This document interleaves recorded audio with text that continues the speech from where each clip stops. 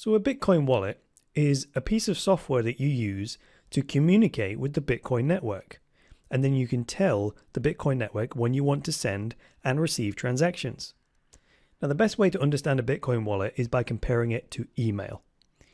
Once you've set up an email address, you need some kind of software to allow you to send and receive emails to that new address. Now, this software may be an app on your phone, it may be an app on your laptop, or it could even be an app online that you log into.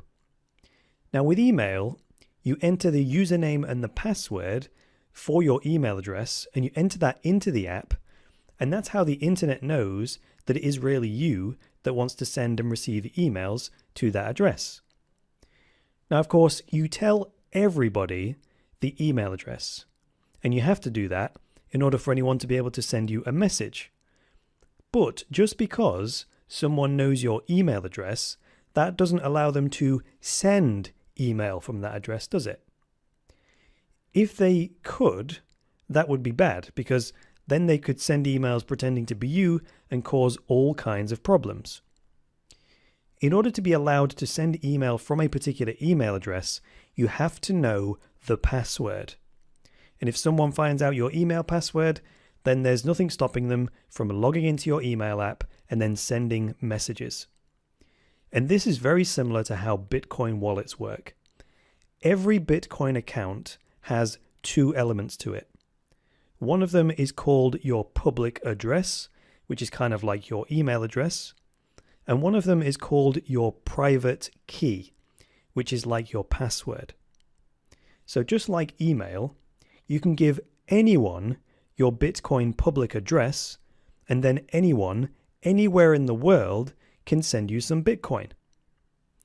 They don't need to know anything else about you. All they need to know is the public address, and they can send money to you.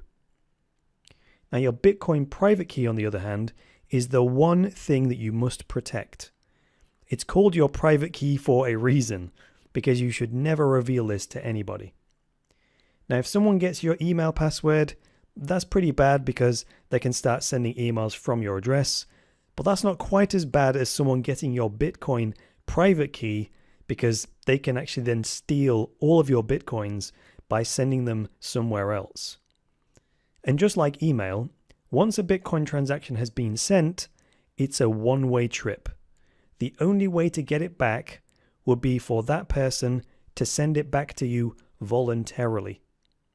So Bitcoin literally works like digital cash. Once you've handed it over, the Bitcoin belongs to that other person. And the same goes when you receive Bitcoin. If someone sends it to you, it's yours and no one can take it away from you.